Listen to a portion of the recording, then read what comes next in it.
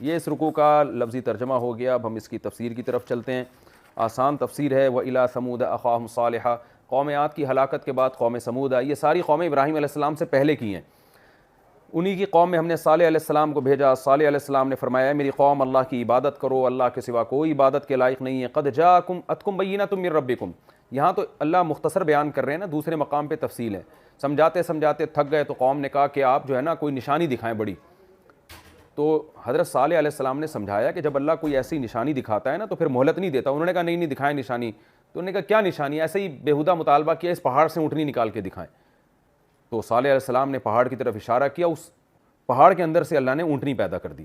لیکن صالح علیہ السلام نے پھر قوم کو سمجھایا کہ اب یہ اللہ کی اونٹنی ہے, اب یہ جب کھائے گی پیے گی پانی پیے گی, تو جب یہ پانی پیے گی کسی تمہارے جانور کو قریب آنے کی اجازت نہیں ہے, چاہے سارا پانی ختم ہو جائے.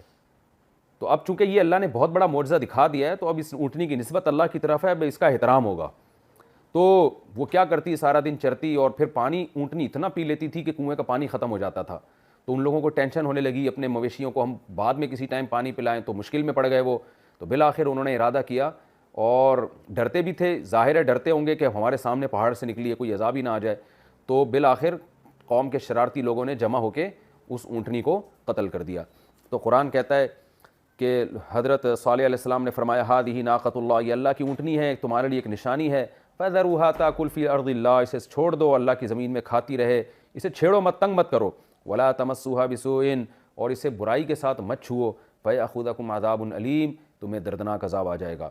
واذکروا, اور یاد کرو, اذ جعلکم خلفاء من بعد عاد, اللہ نے قوم عاد کے بعد تمہیں زمین میں اپنا نائب بنایا, قوم عاد کو ہلاک کیا, اب تمہیں پیدا کیا ہے. وبوأکم فی الارض, اور زمین میں تمہیں زبردست ٹھکانہ دیا. کیسا ٹھکانہ کہ تم نرم زمین میں بڑے بڑے محلات بناتے ہو اور پہاڑوں کو تراشتے ہو. اس سے پتہ چلتا ہے اس سے پہلے مکان بنانے کی صنعت اور پہاڑوں کو تراشنے کی صنعت نے اتنی ترقی نہیں کی تھی. تو چٹانوں کو تراش کے نا بڑے خوبصورت اندر محل تعمیل کر لیا کرتے تھے. تو یہ بھی اللہ کی نعمت ہے کہ اللہ نے تمہیں یہ ہنر سکھایا ہے کہ تم پہاڑوں کو تراش کے گھر بنا لیتے ہو. فاذکروا آلاء اللہ, پس اللہ کی نعمتوں کو یاد کرو. ولا تعثوا فی الارض مفسدین, اور زمین میں فساد مچاتے مت پھرو. وہ فساد کیا ہے؟ شرک پھیلا رہے ہو, زنا پھیلا رہے ہو, جو بھی اس زمانے میں برائیاں ہوں گی اس کو فساد سے تعبیر کیا گیا.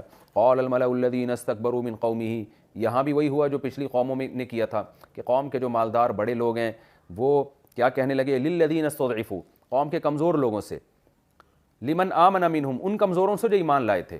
تو اس سے پتہ چلتا ہے سارے کمزور بھی ایمان نہیں لے کر آئے تھے, کچھ کمزور اور غریب ایسے بھی تھے جو بے ایمان تھے, وہ ایمان نہیں لے کر آئے. لیکن زیادہ تر چونکہ غریب اور مسکین لوگ ایمان لائے تھے, اس لیے قرآن نے کہا کہ غریبوں میں جو ایمان لائے تھے تو ان سے قوم کے وہ مالدار جو کافر تھے انہوں نے کیا کہا, اتعلمون ان صالحا مرسل من ربی, یعنی ان کو بھی ورغلانے لگے کہ کیا تم یہ مانتے ہو کہ صالح علیہ السلام اپنے رب کی طرف سے بھیجے گئے ہیں. قالوا انا بما ارسل به مؤمنون, ان غریبوں نے کہا ہاں ہم صالح علیہ السلام کو جو پیغام دے کے بھیجا گیا ہے ہم اس پیغام پر یقین رکھتے ہیں. قال الذین استکبروا, تو متکبر لوگ کہنے لگے, انا بالذی آمنتم به کافرون, لیکن تم سن لو کہ جس چیز پر تم ایمان لے کر آئے ہو ہم اس کا انکار کرتے ہیں.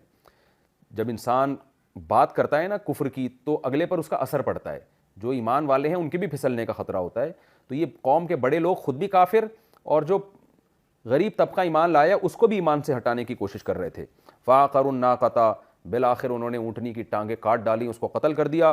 قرآن کہہ رہا ہے وَعَتَوْا عَنْ أَمْرِ رَبِّهِمْ, اور اپنے رب کے حکم سے سرکشی کی انہوں نے, اور ضد اور ہٹ دھرمی یہ کہ مارنے کے بعد صالح علیہ السلام سے کیا کہہ رہے ہیں, ایتنا بما تعیدنا ان کنت من المرسلین, لے آؤ اس عذاب کو جس کا تو ہم سے وعدہ کر رہا ہے اگر تو پیغمبروں میں سے ہے. حالانکہ خود اپنی آنکھوں سے اونٹنی کو نکلتے ہوئے دیکھا ہے پہاڑ سے, کہ ایسا عقلاً ممکن نہیں ہے, یہ خدا کے بغیر ہو نہیں سکتا. لیکن جب دل انسان کے اندھا ہو جاتا ہے تو اس سے کچھ بعید نہیں ہے. فأخذتهم الرجفة, قرآن کہہ رہے ایک کپکپاہٹ نے پکڑا ان کو. کپکپاہٹ کیا ہوتا ہے؟ زمین کی کپکپاہٹ, زمین کانپنے لگی, زلزلہ آیا. اور دوسرے مقام پہ قرآن میں آتا ہے ایک زوردار آواز تھی. تو اس لیے علماء نے کہا ہے کہ فرشتے نے زور سے چیخ ماری اور اتنی پاورفل آواز تھی وہ جس کی وجہ سے زمین ہلنے لگی, اور اس زمین کے ہلنے سے بھی اور اس آواز سے بھی ان کے کلیجے پھٹ گئے. اور بعض نے کہا کہ یہاں اصل میں تو عذاب آیا تھا زوردار آواز کا, لیکن رجفہ کپکپاہٹ ان کے دل میں اور سینہ میں ہوئی. تو دونوں قول ہیں کچھ بھی مراد لیا جا سکتا ہے. تو ظاہر یہی ہے کہ وہ زلزلہ آیا تھا ان کے اوپر. فَأَصْبَحُوا فِي دَارِهِمْ جَاثِمِينَ, اپنے گھروں میں اوندھے پڑے ہوئے تھے. وہ ساری قوم کو اللہ نے ہلاک کر دیا. فَتَوَلَّ عَنْهُمْ, جب قوم ہلاک ہوئی ہے تو چونکہ صالح علیہ السلام علاقہ چھوڑ چکے تھے, تو صالح علیہ السلام نے اپنی قوم کے ہلاک ہونے کے بعد اس سے پیٹھ پھیری اور قوم سے خطاب کیا اور کہا, یا قومی لقد ابلغتکم رسالۃ ربی, اے میری قوم میں نے تو اپنے رب کا پیغام تم تک صاف صاف پہنچا دیا. وَنَصَحْتُ لَكُمْ, اور میں نے تمہاری خیر خواہی چاہی تھی. وَلَٰكِن لَا تُحِبُّونَ النَّاصِحِينَ, مگر تم اپنی خیر خواہی کرنے والوں کو پسند ہی نہیں کرتے تھے. یہ مردوں سے خطاب کیا, تو اس کا یہ مطلب نہیں کہ مردے سنتے ہیں, بلکہ یہ ایک عبرت کے لیے خطاب. حضرت صالح علیہ السلام اپنی بھی تو ایک دل کی وہ بھڑاس نکال رہے ہیں کہ اے میری قوم, جیسے نبی صلی اللہ علیہ وسلم نے بدر میں جو قتل ہو گئے تھے نا مشرکین مکہ کے سردار, ان سے کنویں میں خطاب کیا نبی صلی اللہ علیہ وسلم نے کہ دیکھو ہم نے اپنے رب کا وعدہ سچا پایا, اللہ نے ہم سے فتح کا وعدہ کیا تھا, بتاؤ تم نے وہ سچا پایا کہ نہیں پایا. تو حضرت عمر نے پوچھا یا رسول اللہ یہ سن رہے ہیں, آپ نے فرمایا آج تم سے زیادہ سن رہے ہیں. تو حضرت عائشہ رضی اللہ تعالیٰ عنہ اس حدیث کی تفسیر بیان کرتی تھیں کہ اس معنی میں سن رہے ہیں کہ اپنی آنکھوں سے اب وہ سب حالات دیکھ رہے ہیں. تو یہاں بھی صالح علیہ السلام نے اپنی قوم سے خطاب کیا کہ میں نے تمہاری خیر خواہی چاہی تھی, مگر تم خیر خواہی کرنے والوں کو پسند نہیں کرتے.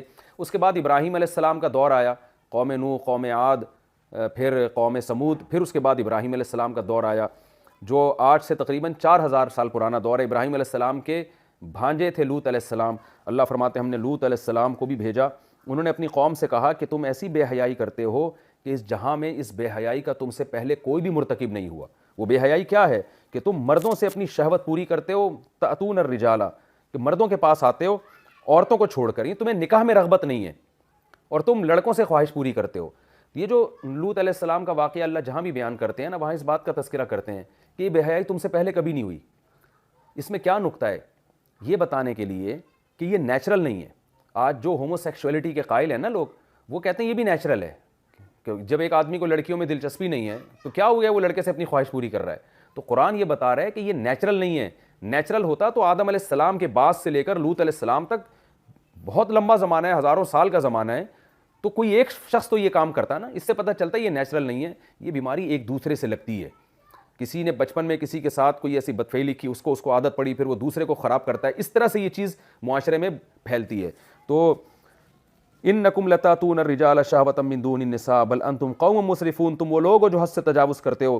لیکن قرآن کہتا ہے ان کی قوم کے پاس کوئی جواب نہیں تھا سوائے اس کے قالوا اخرجوہم من قریتکم, لوط اور اس کی قوم کو نکال دو اپنی بستی سے. انہم اناس یتطہرون, یہ ایسے لوگ ہیں جو بہت پاکیزہ بننے کی کوشش کر رہے ہیں, بہت ہی نیک بننے کی کوشش کر رہے ہیں, تو ایسے نیک لوگوں کو ہماری بستی میں جگہ نہیں ہے, ہم یہ برائی نہیں چھوڑیں گے, آپ یہاں سے نکل جائیں. فانجیناہ اہلہ, اللہ فرماتے ہیں ہم نے لوط کو بھی بچایا, ان کے اہل و عیال کو بھی بچایا. دوسرے مقام پہ قرآن میں آتا ہے مشہور لمبا واقعہ, وہ میں انشاءاللہ انہی آیتوں میں بیان کروں گا. جب یہ واقعہ آئے گا, فرشتے خوبصورت انسانوں کی شکل میں آئے, قوم ان کی طرف بڑی ہے, پھر لوط علیہ السلام کو ان فرشتوں نے کہا ہم انسان نہیں, ہم فرشتے ہیں اور اس قوم کو تباہ کرنے آئے ہیں. راتوں رات لوط علیہ السلام گھر سے نکل گئے, اور پھر قرآن کہتا ہے فجعلنا عالیہا سافلہا, ہم نے آسمان سے پتھروں کی بارش بھی برسائی اور زمین کو الٹ کے بھی ہلاک کر دیا ان کو. تو اللہ فرماتے ہیں ہم نے ان کو اور ان کے اہل و عیال کو بچا لیا سوائے ان کی بیوی کو. جگہ جگہ قرآن میں آتا ہے لوط علیہ السلام کی بیوی بھی اسی عذاب میں ہلاک ہوئی. ہوا یہ کہ بیوی لوگوں کو مخبری کیا کرتی تھی کہ فلاں جگہ خوبصورت لڑکے ہیں, جاؤ ان سے بدکاری کرو. اس کے عوض میں پیسے لیتی تھی یا نہیں لیتی تھی واللہ عالم, لیکن وہ یہ کام کیا کرتی تھی. تو لوط علیہ السلام کو اللہ نے کہا کہ جب تم اس بستی سے نکلو تو پیچھے مڑ کے کوئی نہ دیکھے, کیونکہ قوم پہ پتھروں کا عذاب آئے گا, پیچھے دیکھنا نہیں ہے کہ آ رہا ہے کہ نہیں آ رہا. لیکن اللہ نے لوط علیہ السلام کو پہلے بتا دیا کہ آپ کی بیوی جب آپ کے ساتھ نکلے گی تو چونکہ اس کو یقین نہیں ہے نا آپ کی اللہ کی آیات پر, وہ پیچھے مڑ کے دیکھے گی اور پتھر اس کے بھی لگے گا, وہ بھی ہلاک ہوگی اسی عذاب میں. تو قرآن کہتے ہیں ہم نے لوط کو اور اس کے اہل و عیال کو بچا لیا سوائے ان کی بیوی کو. ان کی بیوی کو ہم نے ہلاک کر دیا. کانت من الغابرین, وہ بھی پیچھے رہ جانے والوں میں سے ہو گئی. وامطرنا علیہم مطرا, اور ہم نے ان پر ایک خاص نوعیت کی بارش برسائی جو قرآن میں آتا ہے پتھروں کی بارش تھی. فانظر کیف کان عاقبۃ المجرمین, اے مخاطب دیکھ مجرموں کا کیسا انجام ہوا.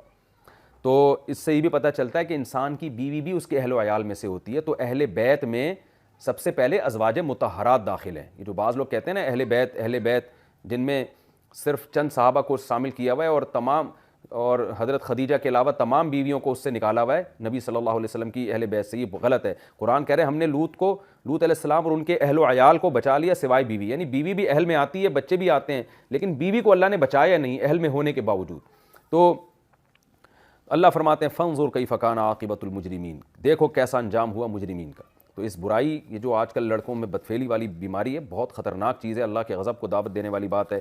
اس رکوع میں ہمیں یہ بھی پتہ چلا، اور شرک کتنی بڑی برائی ہے یہ بھی پتہ چلا۔